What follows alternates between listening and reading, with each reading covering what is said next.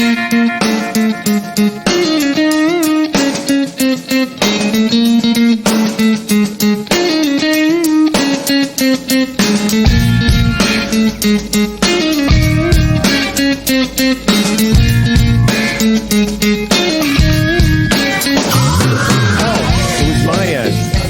knew it was your end. I have to press the connect audio button, apparently.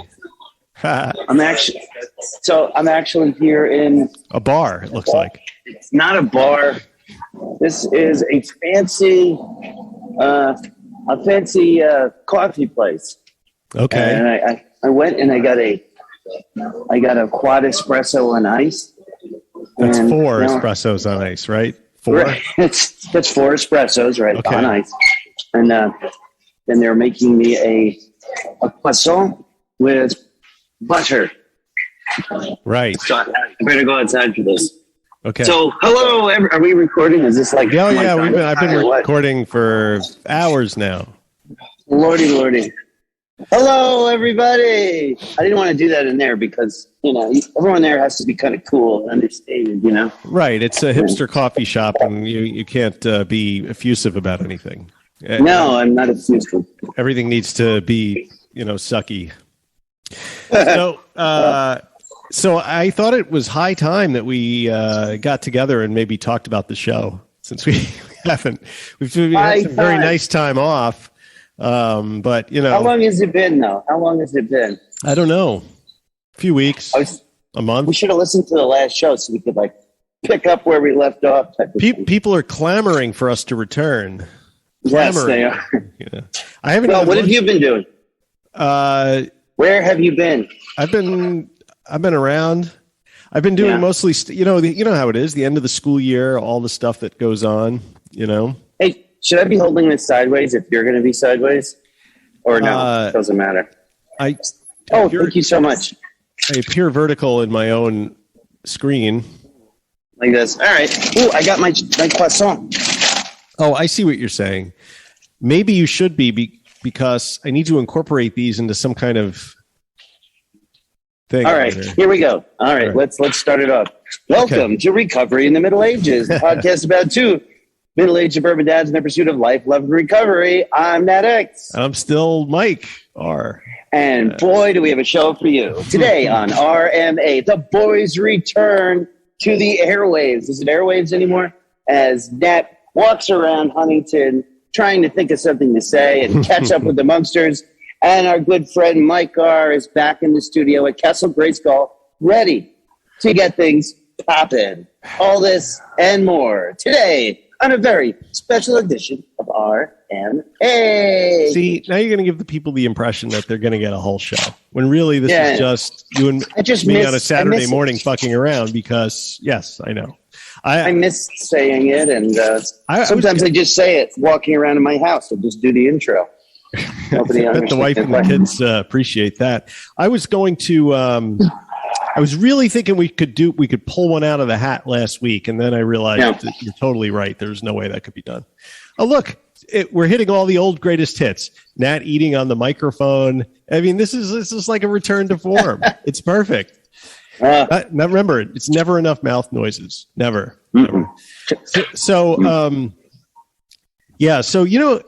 I mean, with you back to work like full time and me going to Jersey a few days a week now, all of a sudden I miss the days where I could just wander down to the store, come in, you were watching like TV, and I was done with my light lifting for work, and we could just, brainstorm and pump out a show. But now, like, even to plan this took like a bunch of email, text messages, and really, it's really crazy. But I feel like we have to make some time for this show because I miss the witty repartee. I miss engaging with the fans. Well, we've still been doing that a little bit. We have. I've been trying to stay in touch. Yeah, because every week you have a show and then there's something to discuss, Right, right. Some movie we watched or something about recovery. And I miss it.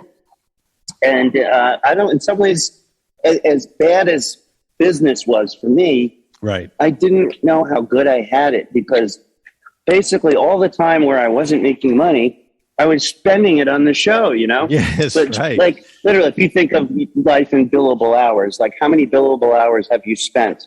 You know, as far as in billable hours, we mean like lawyers charge per hour, right? Right. Consultants may charge per hour. But so all that time that we had to do the show was, it was a blessing. And it was like, I loved it. And I thought to myself, man, if I could just do this for a living, you know, and it's just not in the cards. And to put it in perspective for the listeners, I do a lot of work for Dopey as like a producer. I told Dave I'm going to call myself Dopey producer Nat X, and he kind of laughed at me. But I'm getting to see the evolution of Dopey turning into it. Just between you, me, and the wall, he's going full time soon. I think that's kind of the secret, but everybody knows he wants to anyway. Right. But this is happening. It's going to happen. Just announced it to our audience as well. So just to put it in perspective, Dave only just, like, very recently has gotten himself to a place where he can do that. Right. And he has, I think, almost literally 10 times the audience we have. Yes. And it's taken him 6 years to get there. So, you know, you think of where we're at, and the idea that this could be a full-time thing it's really it's ludicrous. a fantasy. Yeah. But I would love it. I mean, it would really, sorry, there you go. It would really be a dream, you know. I would love to do that. It's my favorite thing to do. Hey, do you have a stand for that phone? Like, that you could just prop it somewhere? Or do you have to hold it? Not with me. I mean, okay, all right. Unless I went in my car. My phone's got a little stand on the back. See, it's my. Oh, you just do that. You don't have one of those? No. No. Oh, I could maybe buy one. I'm in Huntington. They have everything. Okay. Sort of. So, I thought we should probably get together and talk about what we think the show is going to look like going forward, because there's been a few things put out on the table. You know, every other week, seasons, both of those things. You know, and I've found that there are certain times of the year where it's much more difficult to sort of get shit done. Like for example, like the 6 weeks before the end of the school year, you know, there's like concerts and graduations and all this other stuff, you know, confirmations, whatever. Scout stuff is going crazy. So, like, I don't see that changing next year. You know what I mean? No. I think it's going to be that way until the kids are, you know, Hello? Lost your video. Yeah, hold on. What? I'm coming. Can you hear me? Yeah, I can hear you. I just can't see you. Yeah. Okay, there we go. Sorry. I'm back. All right. Maybe a quad. Maybe a quad was too many espressos. Or not enough, depending on how you look at it. Yeah. So if you're saying what I think you're saying, that we would be on for like 3 or 4 months and then take like, and that would be like the season. Right? Well, you need to take like a six weeks off or so at the end of the school year, I think, just like for sanity. But maybe not, because, you know, there are like spaces in there where you could work something in, you know? Yeah, I mean, we could do one of those things where you bank a bunch of shows. Yeah, that's the other thing. That's another good idea. But what I don't like. That's hard though, because you know, to sit and do what we do, and to pretend it's a new show. Yeah, maybe we bank interviews. Maybe that's the thing to do. Well, yeah, and that's kind of what Dopey does. Is he's got like 6 in the can, but he still records a fresh open and wrap. You know, because the life update stuff. But here's the thing, though. Like, it's hard to schedule interviews the same way it's hard to schedule time for the show, right? Because it's the same amount of time, you know? So what are the odds you're going to be able to get 3 or 4 people on the same day, you know, that have the same amount of time available? We could try. Well, I like the idea of the interviews, like the Salovitz, and just bank those interviews, and then maybe we could do these, you know, the cold open like each week over Zoom or something. Yeah, part of me thinks like that since you and I have different availabilities during the week, like maybe on some of these interviews, like you do the interview and I'll do a different interview, and then we do the, opening. Oh, and yeah. I mean, I really don't like that idea on some level, but on another level, I think it might. I'll tell you what. More regularity with the show, One of my favorite podcasts that are professional, they have like 1 billion listeners. Not Astonishing Legends. Mysterious Universe does that. It's the Australian pair. Right. And they will occasionally, it'll be one or the other. We'll do they play the interview and then they come back and talk about it. So it's definitely been done, and it seems to work. So maybe what we could do is, try and arrange interviews, and then offer the time to the other person. And if they can't make it, then just do it solo. I mean, I don't know how else to, because I don't know. I've been working on this guy, the host of the Grateful Dead pod, who's willing to come on, and his schedule is all crazy. And then I got some guy in New Zealand whose schedule is completely off, and they're all willing to do it. They're just waiting for us. And the problem with us is like, we don't even do the show right now. Wow. So it's kind of hard to give them like, call in next Thursday at 6:00 or whatever. But I don't know.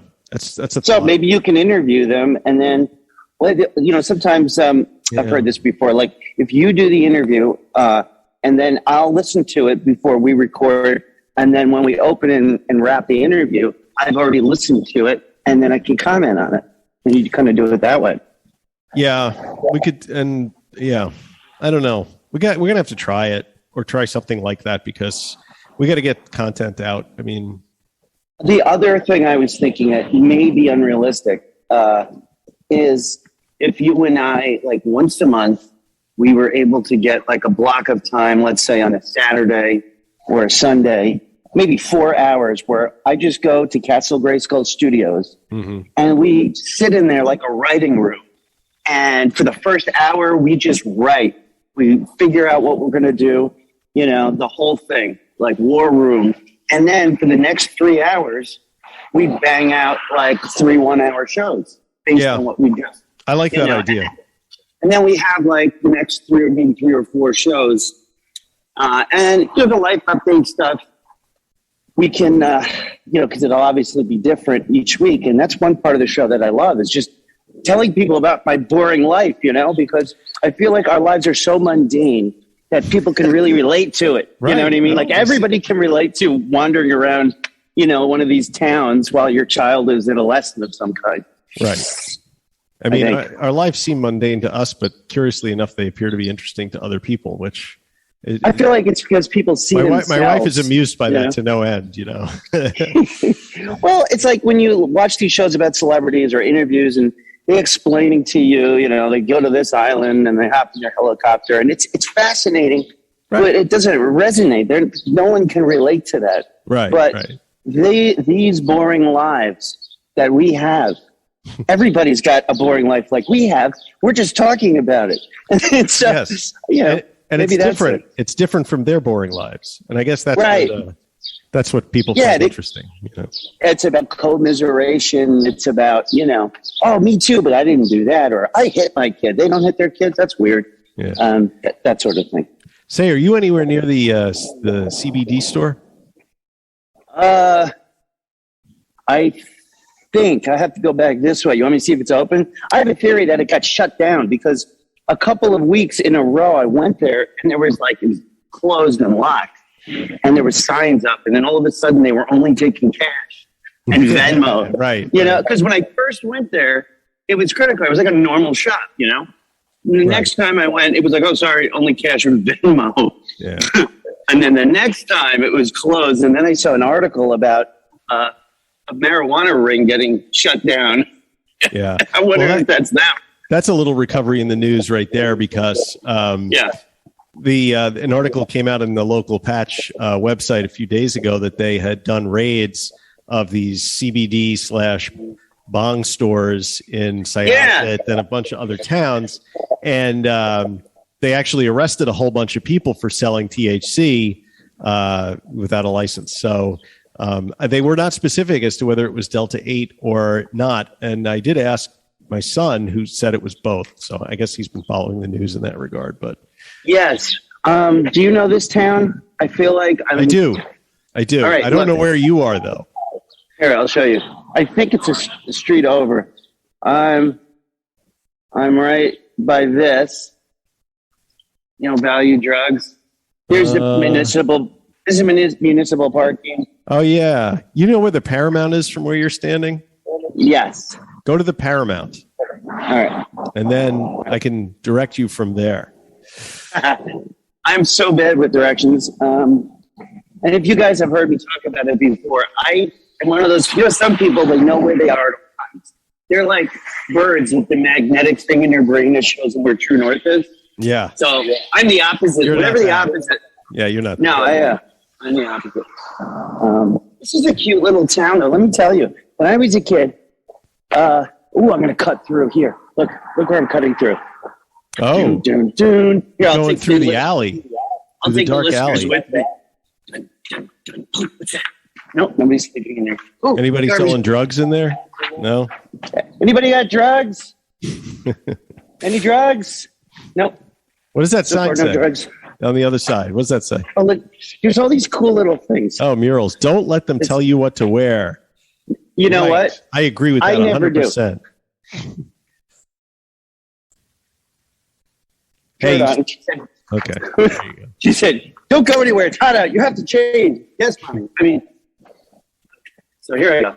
Oh, wait, this is pretty ominous. Look. Dun, dun, dun, dun. For those of you listening on the stream, Nat is walking through an alley in the very dangerous town of Huntington, Long Island.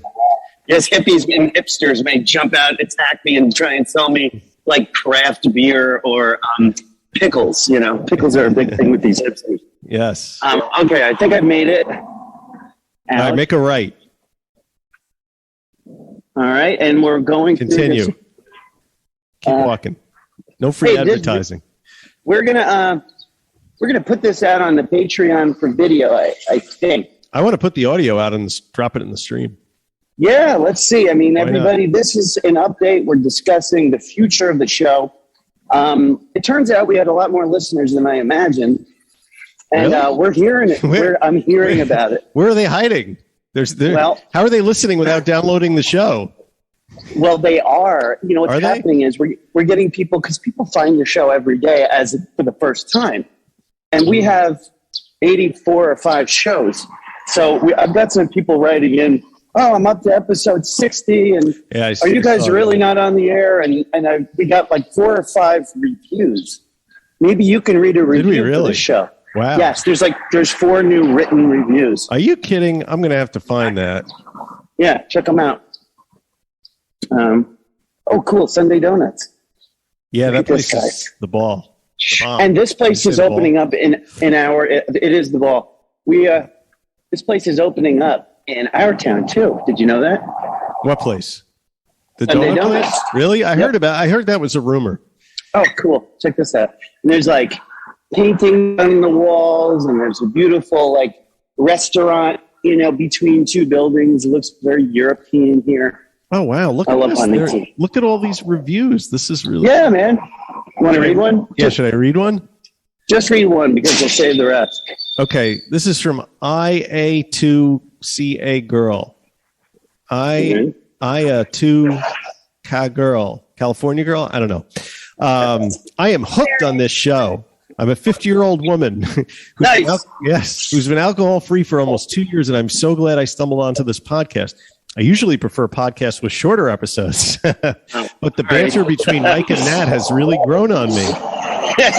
Like a fungus. Is this my wife? Anyone wanting to change their relationship with a substance would benefit from this, but true to the name, those who are middle-aged like me will get a real kick out of it. I usually listen to the episodes while I'm out for a walk and often catch myself laughing out loud or smiling nostalgically when they reference things from the 80s.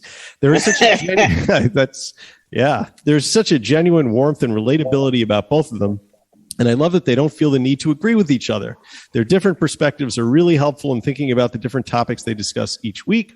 I follow a number of different resources about recovery/sobriety, and this has become my favorite due to the awesome way they combine the latest evidence and science with individual human stories. Very grateful for their dedication to this community and the great shows they put on. Thank you, IA2 Cowgirl. That is awesome. I love it. I had no idea that people were still listening. I haven't looked at our download statistics since we stopped making new episodes. Very interesting. Well, thank you so much for that. And yes, Mike and I do have an adversarial relationship of a sort. We actually hate each other. We do. And he's an attorney. I was raised by attorneys. And when we used to sit down at the dinner table each night. Is this a daddy thing for you?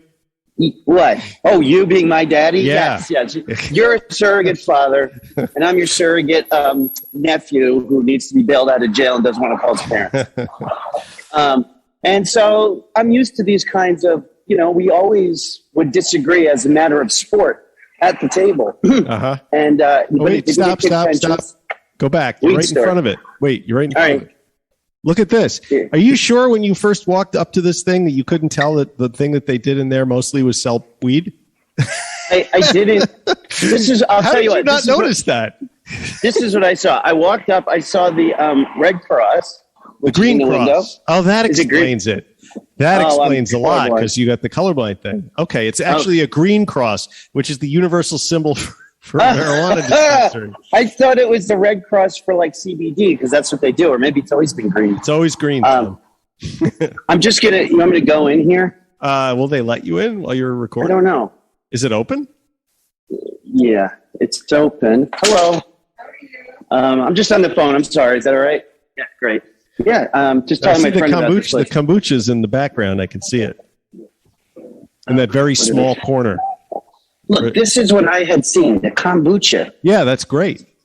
So they have a tap with kombucha, and they have all of these, what you do is you buy one of these bottles, and then they fill it up. Oh, cool. And will they put weed in it? They don't put weed in it, no. I bet they do. Look at the whole place is a giant fucking pot leaf. And you didn't notice this was a dispensary. I am flabbergasted. It's not a dispensary. They sell kombucha. Okay. And we're CBD and Delta 8 dispensary, so we do have THC products. Tell my friend. You do have THC he doesn't believe me. We are a Delta 8 and CBD dispensary, so we have all different kinds of THC products. In the fridge, we have 300 milligram traphanades.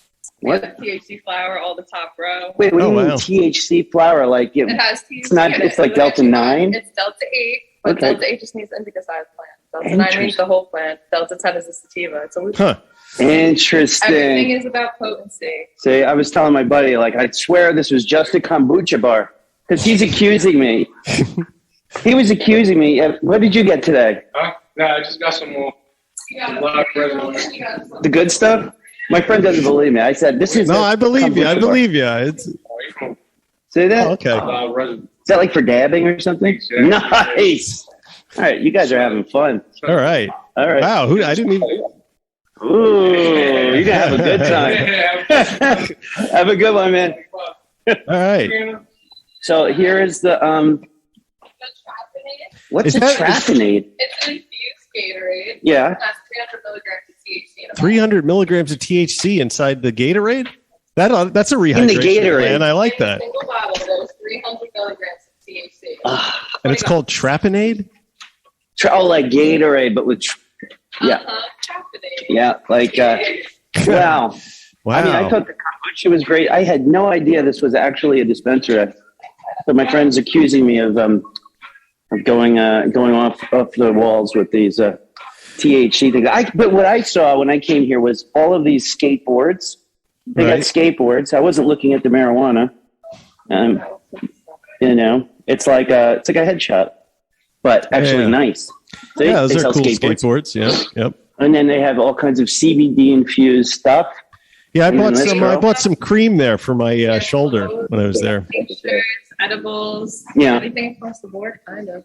All right. Well, since I'm going to pretend like I'm not shopping here, I'm going to come back after the phone call. Do you guys take cash only still, or did you get the card worked out? We don't have the card, but we do have Cash App, Venmo, and Zelle to kind of make up for it, on the side, if you have a phone, hopefully.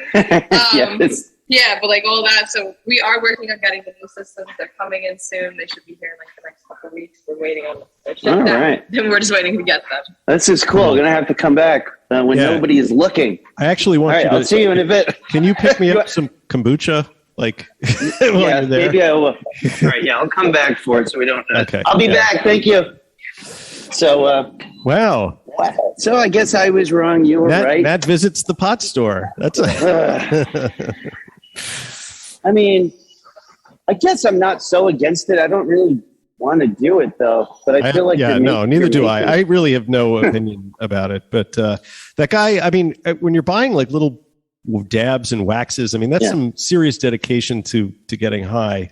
Yo, how great was it that I got to go in there? Do you think I was dishonest though? And I told her I was just on the phone. I mean, I am on the phone with my friend. You're on the phone with your friend. That's all. But meanwhile, I'm acting like an announcer and and right here we have. Well, it didn't seem to bother her any. Yeah, she was smiling, and she was not stoned. You accused them of being stoned. I'm sure she's stoned. They're all stoned all the time.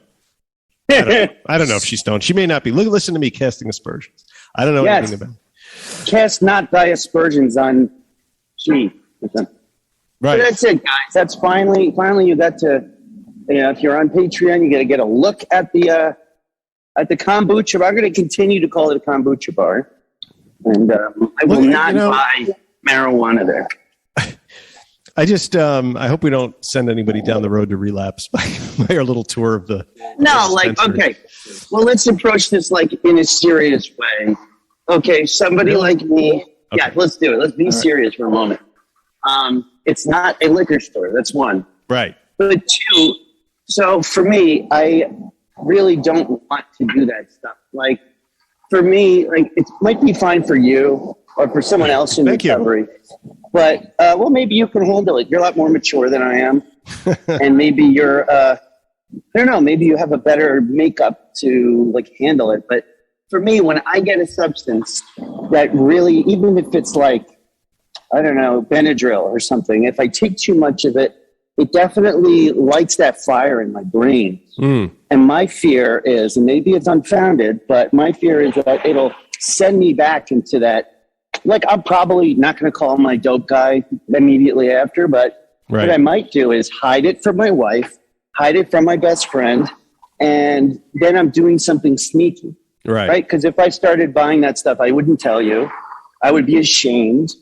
And then it would start this cycle of shame and lying and addiction, which could then put me in a mindset where the one day I pass a liquor store, I might say, right. Maybe I can do one it. Thing. Maybe I'll do the other one too. I've already gone off the rails. So, and the reason I know that about myself now is not because I'm a genius and not because I went to some special recovery thing. It's because I've done it before and I know how it ends. So that's why I don't. Well, then that's good decision for you. And frankly, I'm kind of in the same place. I'm fat. You know what it is though? And I don't know why this is true, but I'm fascinated by that world, by the fact that now this is a legal thing and there are structures. Did you see how happy that guy was? Yes, there are social structures being built up around this thing. And it's like a weird shift in the culture that I've not seen before, and I find it fascinating. Sort of along the same way that I find this whole push towards psychedelic treatment for addiction to be fascinating. Yeah, because it's just coming out of the woodwork and starting to become a thing. It is. I kind of like the idea of it. Honestly, I have a few different thoughts on it. But what do you think of it? About what? What about the children? Our children growing up. Think of the children. What? Won't someone think of, are we now going to have our kids becoming teenagers in a time where these things are acceptable? When we were growing up, marijuana was taboo completely, cannabis, no such, it was taboo just like anything else. Yes. But these days, it's the kids will be in a world and I'm just wondering, I don't really care, but I wonder what kind of effect that has on their outlook. I don't know. I mean, my personal feeling is if they're growing up in a world where legal cannabis is a safe thing, then I'm more okay with that than with society's overwhelming embrace of alcohol, which kills 100,000 people a year without blinking an eye. And, nobody seems to have shpilkas about that. All this Michigan. Shpilkas, Michigan. Shpilkas, Michigan. You grow up on Long Island, you pick up, a little bit of Yiddish. It's just the way it goes. So I don't know. I mean, one thing I found really interesting though with legalization of cannabis, I was at work yesterday in New Jersey, and there's a woman that I work with there who, she's probably in her mid 30s, maybe, right about there. And she came up to me yesterday, and we were just sitting around talking, and I happened to mention to her, I'm like, I quit drinking like 3 years ago, and she's like, not even wine? And I'm like, no. And this is a surprise to her because it was a work colleague that I used to, throw back a few with and stuff. But anyway, like we just started talking about weed organically because she like pulled out her phone. She's like, hey, do you want to see my pot plants? And I was like, sure. And because like it's now legal in New Jersey, she is just growing like 6 plants in her house. And she showed me the plants and talked about how her and her husband, like they go out on their boat and they vape THC because they don't want to drive the boat drunk. Right. Like, no judgments here, but they're probably driving the boat really slow if they're vaping THC. But the conversation was so normal, in a way that you would almost talk the way you would talk to somebody about like having a different kind of wine that you discovered or something, So I think like the whole idea that we're holding in our heads about cannabis being like this scary thing that back in the 80s, Nancy Reagan told us we would, turn into like, homicidal maniacs if we didn't just say no. I think that's kind of going away. And while at the same time, there's an extreme social stigma attached to the use of opiates because fentanyl is killing so many people. The thing that all that gets up in my head, and then I'm like, why are we still like indulging the alcohol thing? If we're really down on the fentanyl, which is killing the same number of people as alcohol is killing every year, why aren't we attacking the alcohol the same way? So to me, that's the real question. It's not like, permissive attitudes towards cannabis. I mean, whatever. Kids have been smoking pot in this country since the 60s. Yeah, I mean, and it's a good point, right? Like, I think I heard Joe Schrank when he was advocating for safe consumption sites for drugs, whether it's, needle exchange or a safe place to use needle for heroin. There's been talk about this for harm reduction, safe consumption sites. Right. And the point that I thought was great was to vote for safe consumption sites is look at what we have for alcohol. We have safe consumption sites all over the world, and they're called bars. Right. There's your safe consumption site. So it's a model that's being used for another drug, alcohol. But so why would it not be similarly okay, let's say, for heroin or, marijuana? Yeah, I mean, right. But I mean, I agree that most harm reduction methods are perfectly legitimate and should be used because anything that cuts down on the loss of life is a positive thing. Whether or not like that sort of permissive attitude leads towards a more social acceptance of heroin use or opiate use is something that I'm not really sure how that factors in, because I don't know if you've seen these posters that have gone up in the New York City subway system like the last few weeks. They basically say, it's like sort of like a guide to how to use opiates safely. Really? Yeah. And wow. I wonder, you talk about the kids like and wondering about the permissive attitude towards cannabis use. Like, what do they think when they're coming home from school on the subway and they see like a poster basically with a blueprint of how to successfully use opiates without killing yourself? I mean, well, somebody may say that it's better than learning it from the guy they bought it from on, in Washington Square Park, right? Well, but does it increase the number of people that would be prone to use it if there's sort of a how-to guide endorsed by the New York City Department of Health? Well, I mean, maybe you could look back at Prohibition if we have any kind of statistics from when alcohol is illegal. We do. And the statistics show that use went down and alcohol-related liver disease went down by like 60%. So based on that, then we should close bars. We should not have safe consumption sites. And maybe the idea is, maybe we're being too liberal on this issue. Maybe we should be more of a crackdown like Duterte, what is he, Venezuela, where he's just murdering drug dealers. Like maybe that's the ticket. What do you think? Well, I look at it in terms of like what would create less, like, for example, what would create less car accidents? Because there is this argument that you put a safety feature in a car, like a lap belt, right? Or a shoulder belt that goes across the shoulder, right? Once that became mandatory in cars, they took a look at the statistics to see if it had reduced the number of injuries that occurred in car accidents. And what they found was it had not at all, because people drove more dangerously because they had that safety thing. So somebody posited, and I read this a couple of weeks ago, posited that the best way to reduce car accidents would be to put a sharp spike in the middle of a steering wheel faced directly at the driver's heart. And because I guarantee you would probably reduce rear end collisions to almost zero within a couple of weeks. What do you think about that? I think there's still going to be I'm trying to think back to when I had everything against me to drink. I was being tested every other day.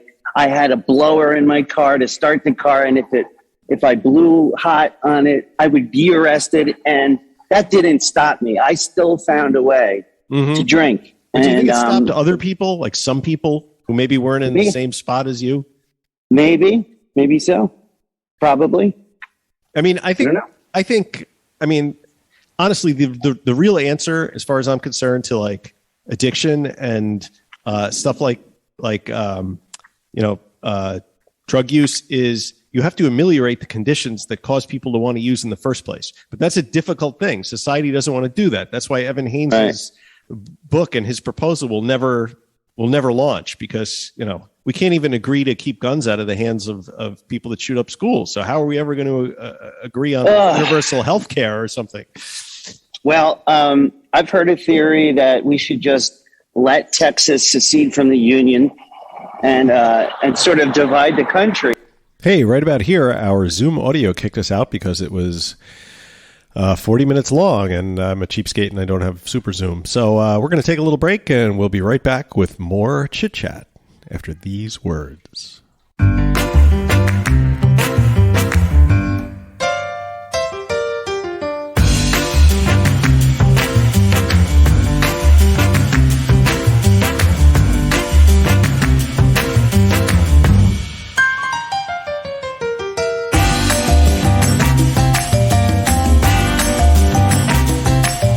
Let me check. I think now it's recording. Sorry, we hit our 40-minute limit there, so I had to restart. Go ahead.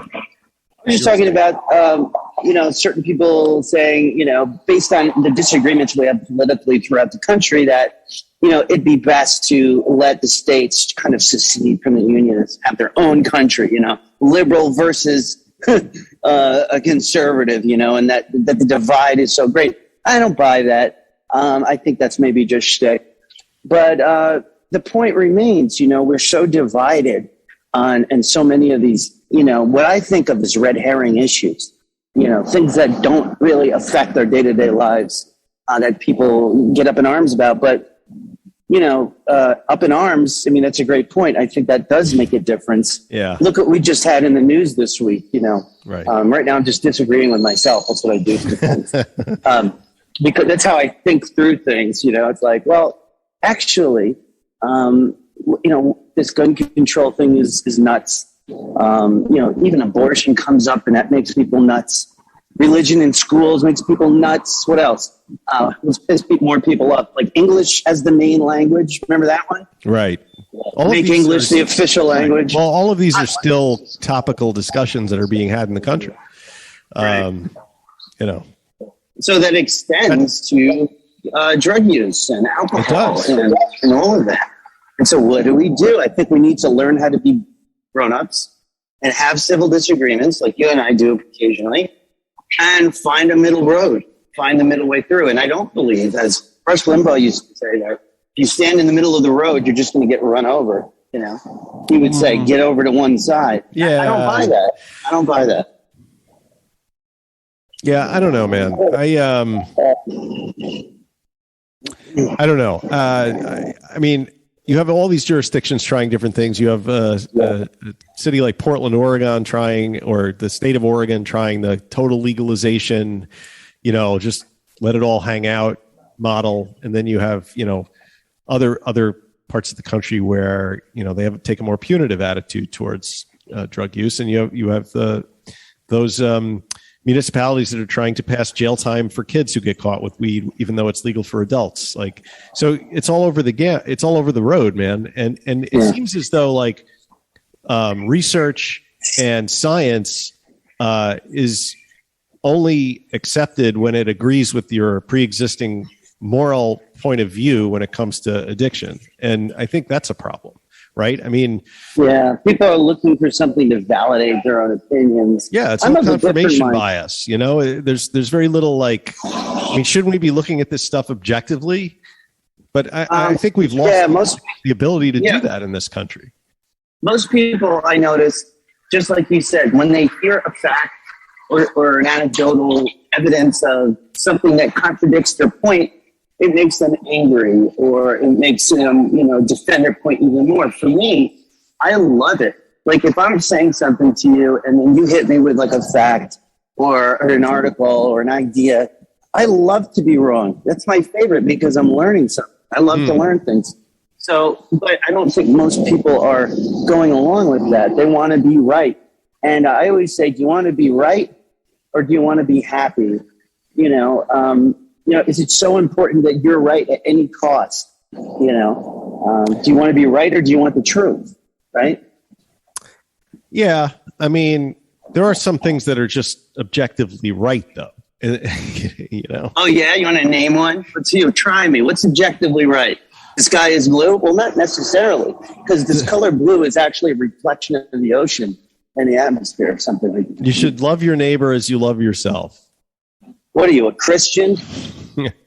I'm a humanist. Well, but that could be debated, survival of the fittest. Treat others like you want to be treated. How about that one? What if the person is the same thing, basically? Even if you hate that person, that would be a Christian thing. Well, I mean, I think it's a human survival thing. I don't know. I think if you start with the golden rule as sort of like your moral framework, then, whatever flows from that can't help but being a net positive for society, right? And that's a popular belief in over all religions. Yeah, Buddhists, the Hindus, everybody has it.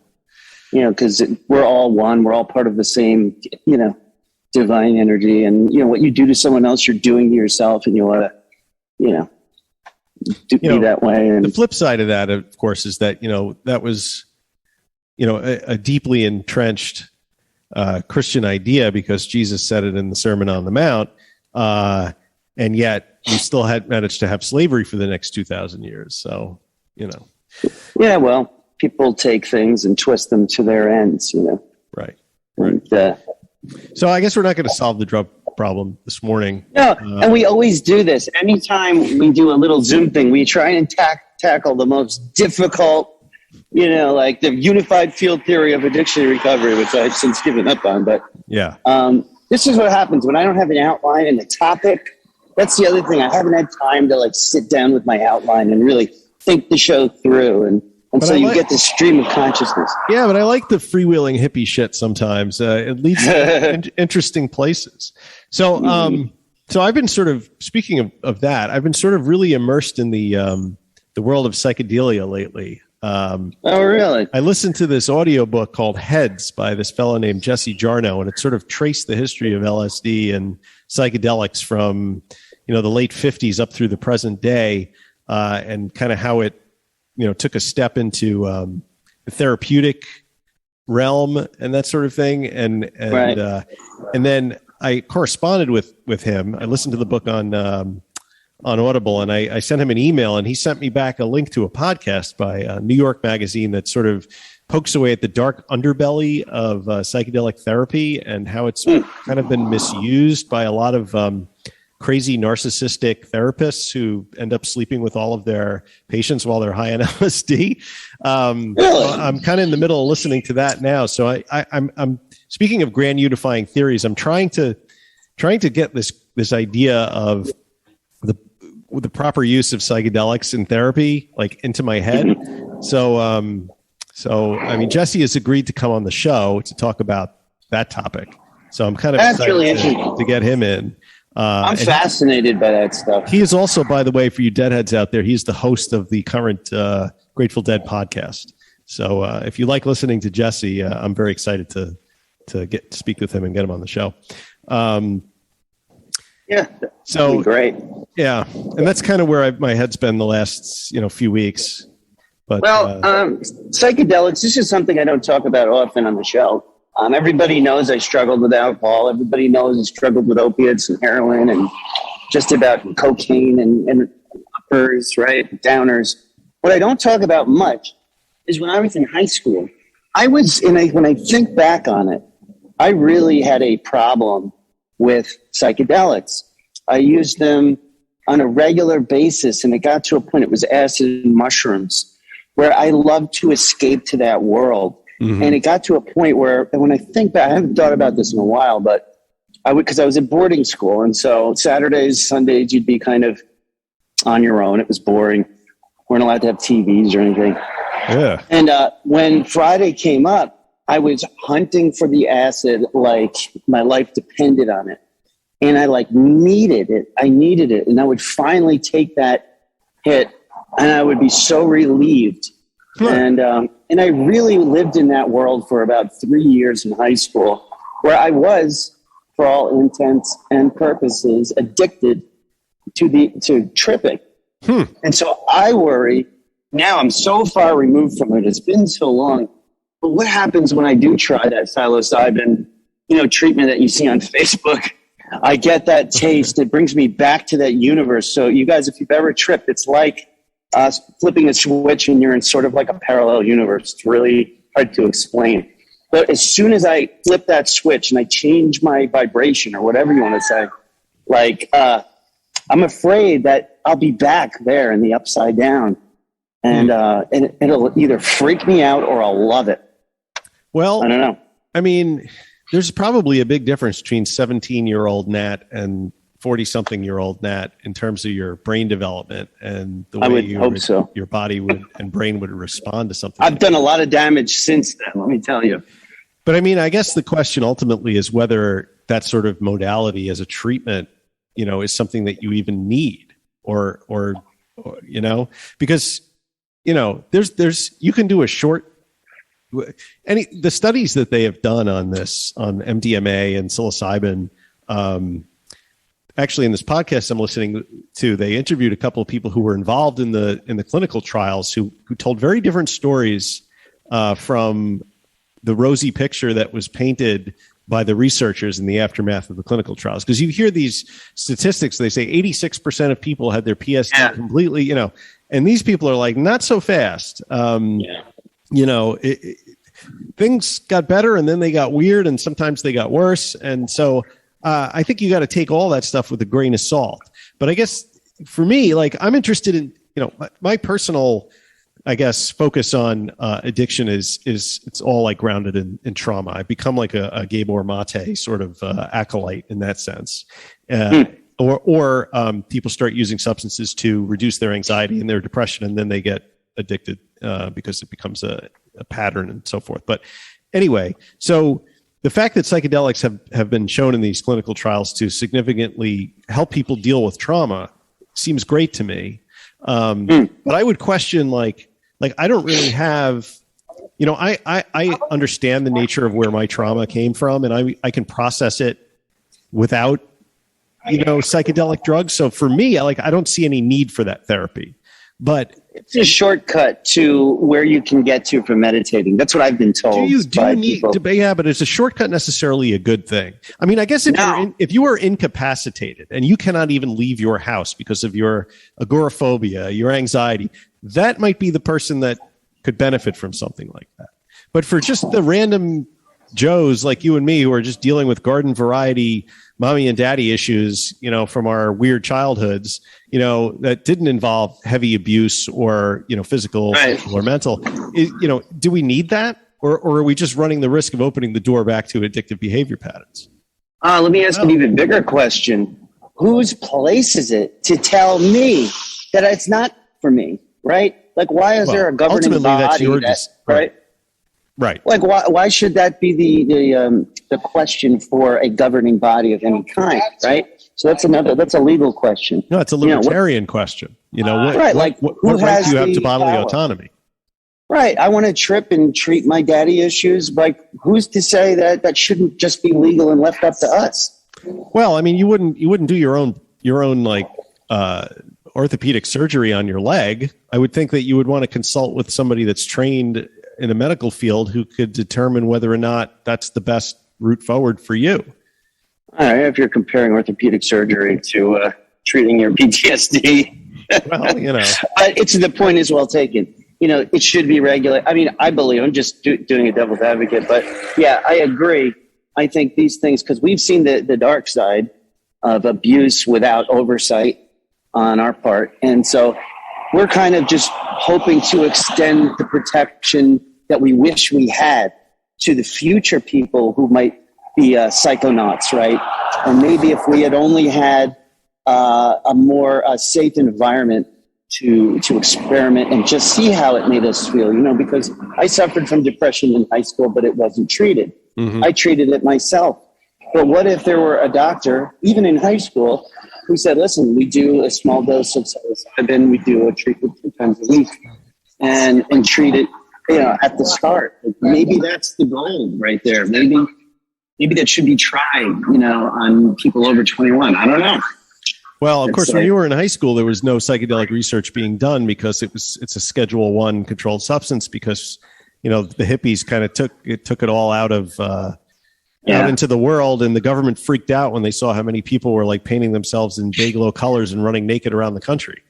Oh man. But now that research is gearing up again, and it's really interesting to me to see how it goes. But what you said about a safe environment, the thing that I'm learning from this podcast that I'm listening to, and I'll post a link in the show notes, is that there is no safe environment because you can't really do this above ground or above board. There's all of these therapists that have created this underground network of psychedelic therapy.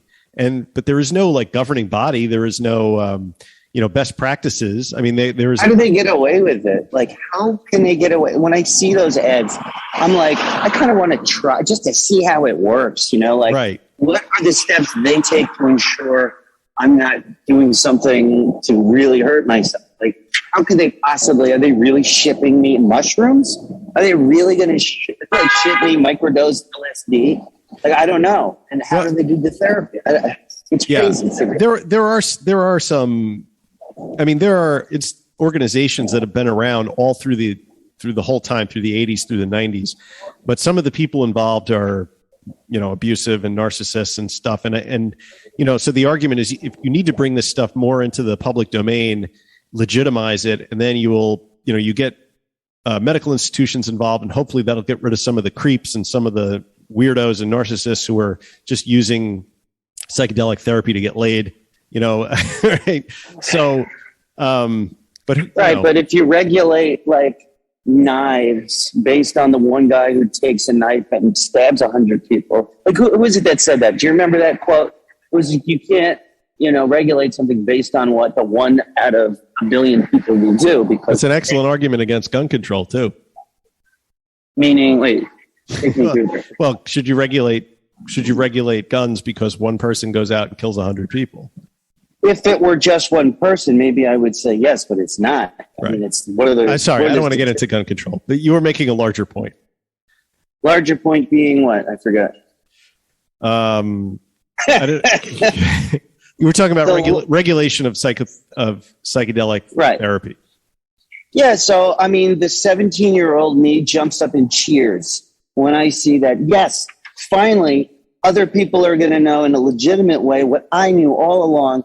And the first time I took acid or mushroom, can't remember which one, the first thing I thought was, everybody should do this once. Did you think that too? Absolutely. I thought the world would just change for the better if only my parents, my teachers, my friends, if they could just see what I'm seeing from here, I felt like I was on top of a mountain and I could all of a sudden see everything, right? I could see it all. And I wanted everyone else to feel that way and to see my perspective. I thought it was so amazing and so life-changing, So maybe there's always that, but is that just 16-year-old me, wanting everybody to trip? Two points about that.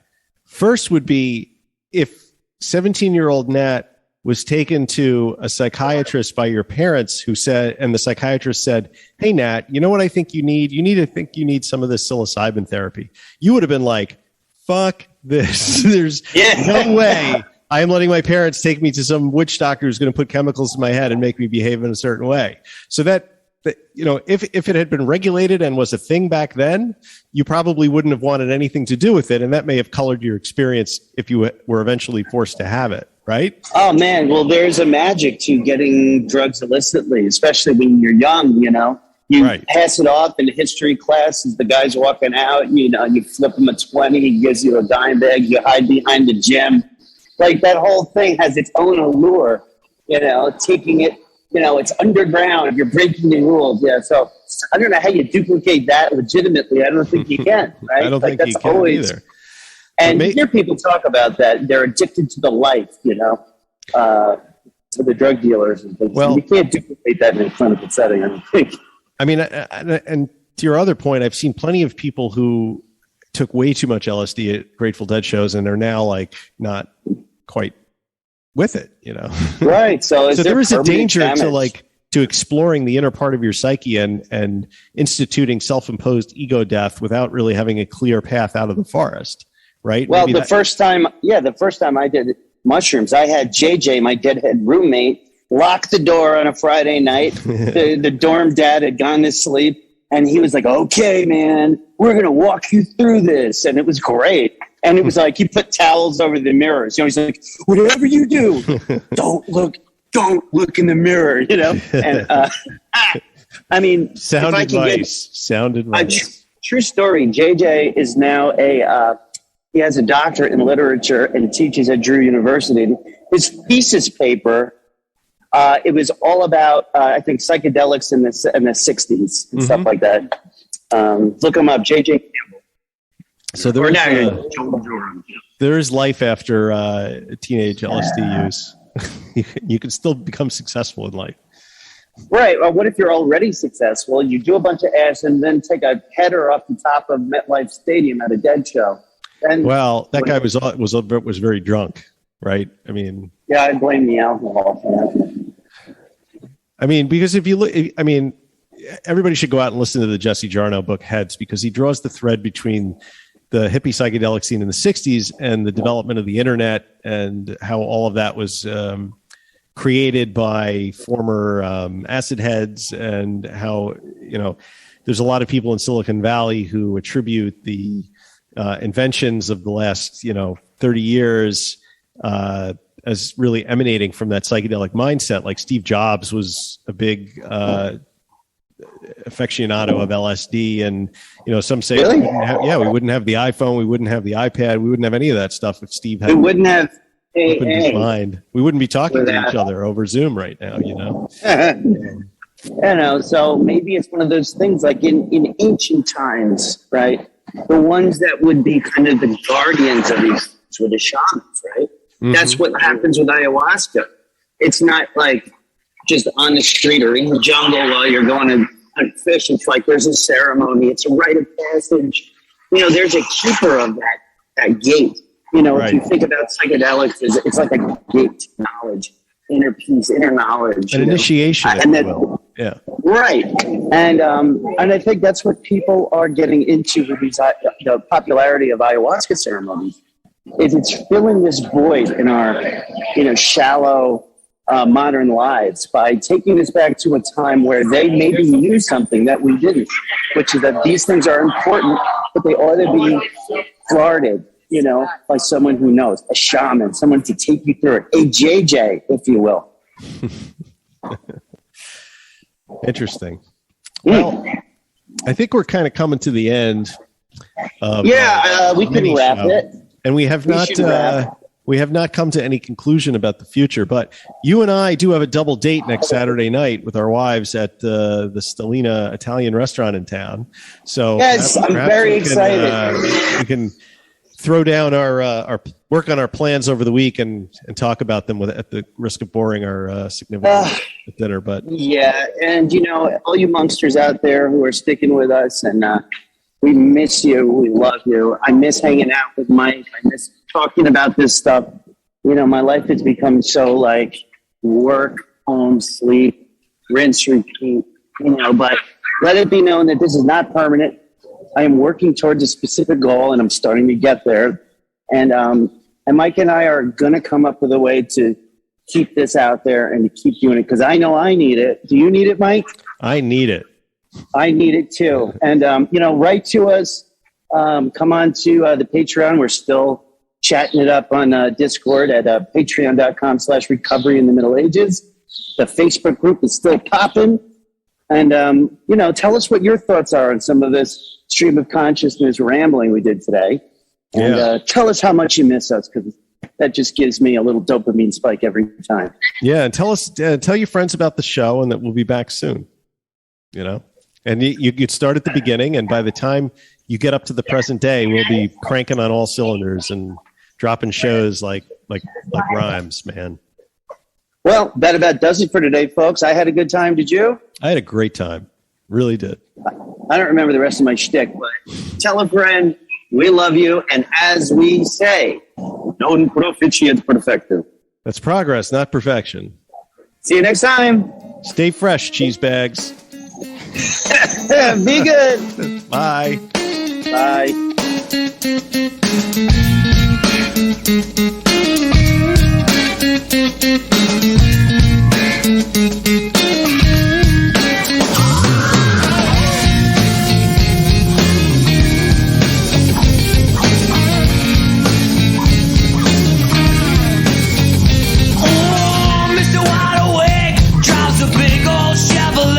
I hear the music pumping through it every night.